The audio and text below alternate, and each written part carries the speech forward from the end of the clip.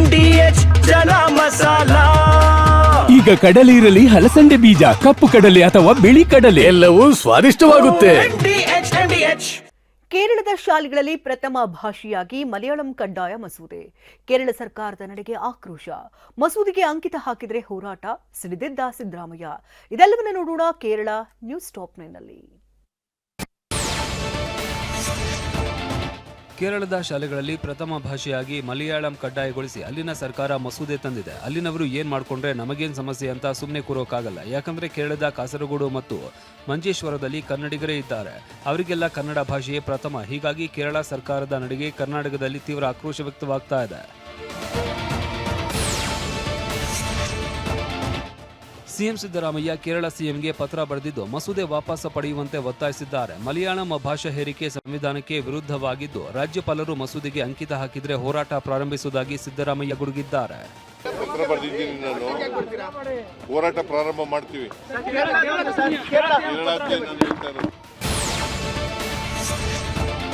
CM Siddaramaiah ಪತ್ರಕ್ಕೆ ಪ್ರತಿಕ್ರಿಯೆ ನೀಡಿರುವ ಕೇರಳ ಸಿಎಂ ಪಿಣರಾಯಿ ವಿಜಯನ್ ತೇಪೆ ಹಚ್ಚುವ ಕೆಲಸ ಮಾಡಿದ್ದಾರೆ. 9 ಮತ್ತು 10ನೇ ತರಗತಿ ಪಿಯುಸಿಗೆ ಮಲಯಾಳಂ ಪರೀಕ್ಷೆ ಕಡ್ಡಾಯಗೊಳಿಸಿಲ್ಲ. ಮಸೂದೆಯಲ್ಲಿ ಕನ್ನಡ ಮತ್ತು ತಮಿಳು ಮಾತನಾಡುವ ಭಾಷಾ ಅಲ್ಪಸಂಖ್ಯಾತರ ಹಕ್ಕು ರಕ್ಷಣೆ ಮಾಡಲಾಗಿದ್ದು, ಹಕ್ಕು ರಕ್ಷಣೆಗೆ ಮಸೂದೆಯ ಸೆಕ್ಷನ್ 7ರಲ್ಲಿ ರಕ್ಷಣಾತ್ಮಕ ನಿಯಮ ಅಳವಡಿಕೆ ಮಾಡಲಾಗಿದೆ ಎಂದಿದ್ದಾರೆ. ಸಿಎಂ ಸಿದ್ದರಾಮಯ್ಯ ಬರೆದ ಪತ್ರದ ವಿಚಾರವಾಗಿ ಕೇರಳದ ಸಚಿವ ಎಂಬಿ ರಾಜೇಶ್ ಪ್ರತಿಕ್ರಿಯಿಸಿದ್ದಾರೆ. ಕೇರಳದ ವಿಧಾನಸಭೆಯಲ್ಲಿ 21 ಕಾಂಗ್ರೆಸ್ ಶಾಸಕರಿದ್ದಾರೆ. ವಿಧಾನಸಭೆಯಲ್ಲಿ ಮಸೂದೆ ಮಂಡಿಸಿದಾಗ ಕಾಂಗ್ರೆಸ್ನವರು ಯಾರೂ ವಿರೋಧ ಮಾಡಿಲ್ಲ ಎಂದಿದ್ದಾರೆ. Congress has a significant presence in Kerala Assembly. They have 21 members, legislators. They have not raised any objection against this bill in Assembly. This was passed unanimously by the State Assembly. And the allegation is unfounded. Kogilu ಲೇಔಟ್ನಲ್ಲಿ ಮನೆ ತೆರವು ಸಂಬಂಧ Pinarayi Vijayan tweet ಮಾಡ್ತಾ ಇದ್ದಂತೆ ಕೇರಳದವರೇ ಆದ AICC ಸಂಘಟನಾ ಕಾರ್ಯದರ್ಶಿ KC Venugopal ಸಹ entry ಕೊಟ್ಟಿದ್ರು. ರಾಜ್ಯ ಸರ್ಕಾರಕ್ಕೆ ನಿರ್ದೇಶನ ಕೊಟ್ಟಿದ್ರು. ಆದರೆ ಈ ಕೇರಳ ಕನ್ನಡ ಮಕ್ಕಳ ವಿಚಾರದಲ್ಲಿ ಖ್ಯಾತೆ ತೆಗೆಯುವಾಗ ಸೈಲೆಂಟ್ ಆಗಿದ್ದಾರೆ.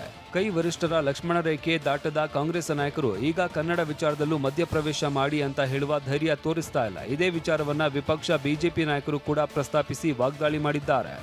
ಈ ಕೋಗಿಲೆಯಲ್ಲಿ ವೇಣುಗೋಪಾಲ್ ಕೋಗಿಲೆ ಕೂಗಿದ ತಕ್ಷಣನೇ ಇಲ್ಲೆಲ್ಲ ಡಾಕ್ಯುಮೆಂಟ್ ಎಲ್ಲ ಚೇಂಜ್ ಆಯಿತು. ಇಲ್ಲಿ ಕನ್ನಡದ ವಿಚಾರ ಬಂದಾಗ ಕೇರಳದಲ್ಲಿ ಆ ಕೋಗಿಲೆ ಕೂಗಲೇ ಇಲ್ಲ. ಡೆಲ್ಲಿಯಲ್ಲೇ ಸ್ಟಕ್ ಆಗ್ಬಿಟ್ಟೈತೆ, ಕೇರಳದಲ್ಲೇ ಸ್ಟಕ್ ಆಗ್ಬಿಟ್ಟೈತೆ. ಅದಕ್ಕೆ ನಾನು ಹೇಳ್ತಾ ಇದ್ದೀನಿ, ಸ್ವಲ್ಪ ಕೂಗಪ್ಪ ನೀನು ಕಾಗೇನೋ ಕೋಗಿಲೇನೋ ಅಂತ ನಮ್ಗೆ ಗೊತ್ತಾಗಬೇಕು. ನಿಮ್ಮ ಕೆ.ಸಿ. ವೇಣುಗೋಪಾಲ್ ಅವರ ಕಿವಿಯನ್ನ ಹಿಂಡಿ ಯಾವುದೇ ರೀತಿ ಕನ್ನಡಿಗರಿಗೆ ಅನ್ಯಾಯ ಆಗಬಾರ್ದು. ಕೇರಳದಲ್ಲಿರುವಂತಹ ಕನ್ನಡ ಶಾಲೆಯನ್ನ ರಕ್ಷಣೆ ಮಾಡುವಂತದ್ದಾಗ್ಲಿ ಒಂದು ಗಟ್ಟಿಯಾಗಿರ್ತಕ್ಕಂಥ ನಿಲುವನ್ನು ತೆಗೆದುಕೊಳ್ಬೇಕು ಅಂತ ಹೇಳಿ ನಾನು ಈ ಸಂದರ್ಭದಲ್ಲಿ ಆಗ್ರಹ ಪಡಿಸ್ತೇನೆ. ಈ ವಿಚಾರದಲ್ಲಿ ಕಾಂಗ್ರೆಸ್ ಸರ್ಕಾರ ಯಾವಾಗಲೂ ಕೂಡ ಕಮ್ಯುನಿಸ್ಟರಿಗೆ ಮಣೆ ಆಗ್ತಕ್ಕಂಥದ್ದನ್ನು ನಾನು ಗಮನಿಸ್ತಾ ಇದ್ದೇನೆ. ಏನು ಪಿಣರಾಯಿ ವಿಜಯನ್ ಅಲ್ಲಿಂದ ಒಂದು ಗ್ರೂಪ್ ಮಾಡಿ ಕಳಿಸ್ಕೊಟ್ರು, ತಕ್ಷಣ ಅವರಿಗೆ ಮಣೆ ಆಗ್ತಕ್ಕಂಥ ಕೆಲಸವನ್ನು ಮಾಡಿದ್ರು. ವೇಣುಗೋಪಾಲ್ ಹೇಳಿದ್ದನ್ನು ಕೂಡ ಕೇಳಿದ್ರು. ವಿಪಕ್ಷ ನಾಯಕರ ಟೀಕೆಗೆ ಸಮರ್ಥನೆ ಮಾಡಿಕೊಳ್ತಾ ಇರುವ ಕೈ ನಾಯಕರು ವೇಣುಗೋಪಾಲ್ ಸರ್ಕಾರದ ಭಾಗವಲ್ಲ ಅಂತ ಹೇಳಿಕೆ ಕೊಟ್ಟು ಜಾರಿಕೊಳ್ತಿದ್ದಾರೆ. ವೇಣುಗೋಪಾಲ್ ಅವರು ಸರ್ಕಾರ ಆಡಳಿತದಲ್ಲಿದ್ರೆ ಹೇಳ್ಬೋದಾಗಿತ್ತು. ವೇಣುಗೋಪಾಲ್ ಅವರು ಆಡಳಿತದಲ್ಲಿ ಇಲ್ಲ. ಬಟ್ ಉತ್ತಮವಾದಂತ ಬಾಂಧವ್ಯ ಕಾಪಾಡಲಿಕ್ಕೆ ವೇಣುಗೋಪಾಲ್ ಅವರು ಕೂಡ ಒತ್ತಾಯ ಮಾಡಬಹುದು. ಸುಮಾರು 220 ಏನೋ ಶಾಲೆಗಳಿದಾವೆ ಬಾರ್ಡರ್ನಲ್ಲಿ ಅಂತ. ಆ ಶಾಲೆಗಳಲ್ಲಿ ಕನ್ನಡ ಶಾಲೆಗಳು, ಅಲ್ಲಿ ಮಲಯಾಳಂ ಅನ್ನ ಕಲಿಸ್ಬೇಕು ಅಂತ ಹೇಳಿ ಅವರು ಅವರ ದೃಷ್ಟಿಯಿಂದ ಹೇಳ್ಕೊಂಡು ಮಾಡಿರ್ಬೋದು. ಕನ್ನಡಕ್ಕೆ ತೊಂದರೆ ಆಗದಾಗೆ ಮಾಡಬೇಕು. ನಮ್ಮ ಸರ್ಕಾರ ವಿರೋಧ ಮಾಡಿದ್ದಿಲ್ಲ, ಆ ಥರ ಮಾಡಬಾರ್ದು, ನೀವು ಕಂಪಲ್ಸರಿ ಮಾಡಬಾರ್ದು ಅಂತ, ಕಡ್ಡಾಯ ಮಾಡಬಾರ್ದು ಅಂತ ಮುಖ್ಯಮಂತ್ರಿಗಳು ಹೇಳಿದ್ದಾರೆ. ಅಲ್ಲಿ ಜನರು ವಿರೋಧ ಮಾಡ್ತಾ ಇದ್ದಾರೆ. ವೇಣುಗೋಪಾಲ್ ಮೌನವನ್ನ ಸಮರ್ಥಿಸಿಕೊಳ್ತಾ ಇರುವ ಕಾಂಗ್ರೆಸ್ ನಾಯಕರ ನಡೆಗೆ ಬಿಜೆಪಿ ಕಿಡಿಕಾರಿದೆ. ಇದೇ ವಿಚಾರವನ್ನ ಮುಂದಿಟ್ಟುಕೊಂಡು ವಿಪಕ್ಷ ನಾಯಕ ಆರ್ ಅಶೋಕ್ ಇದು ಮ್ಯಾಚ್ ಫಿಕ್ಸಿಂಗ್ ಅಂತ ಆರೋಪಿಸಿದ್ದಾರೆ. ಇದು ಏಕಾಏಕಿ ತೀರ್ಮಾನ ಮಾಡವ್ರೆ ಅಂದ್ರೆ ಇದರಲ್ಲಿ ಸಿದ್ದರಾಮಯ್ಯನವರು, DK ಶಿವಕುಮಾರ್ ಕೈವಾಡ ಪಕ್ಕ ಇದೆ. ಇವ್ರ ಬ್ರದರ್ಸು ಅವರೆಲ್ಲ ಚರ್ಚೆ ಮಾಡಿ ನಾವು ಸುಮ್ಮನೆ ಕನ್ನಡ ಅಂತೀರಿ, ನೀವು ಮಲಯಾಳಿಯನ್ನೇ ಅಲ್ಲಿ ಮ್ಯಾಚ್ ಮಾಡ್ಬಿಡೋಣ, ಇಬ್ಬರು ಮ್ಯಾಚ್ ಫಿಕ್ಸಿಂಗ್ ಅಂತ ಮಾಡ್ಕೊಂಡಿರೋದು.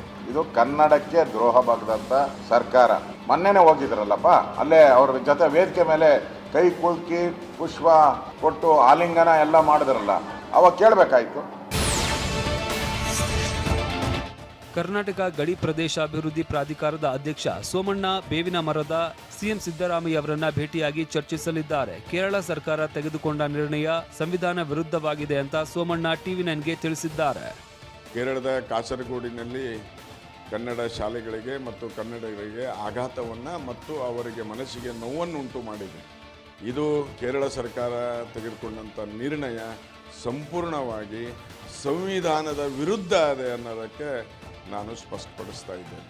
ಅದಕ್ಕೆ ಕರ್ನಾಟಕ ಸರ್ಕಾರ ಆಗಲಿ ಗಡಿ ಅಭಿವೃದ್ಧಿ ಪ್ರಾಧಿಕಾರ ಆಗಲಿ ನಾವು ಇದನ್ನು ಸಂಪೂರ್ಣವಾಗಿ ಧಿಕ್ಕಾರ ಮಾಡ್ತೇವೆ ಅನ್ನೋಂಥ ಮಾತನ್ನು ಈ ಸಂದರ್ಭದಲ್ಲಿ ನಾನು ಹೇಳ್ತಾ ಇದ್ದೇನೆ.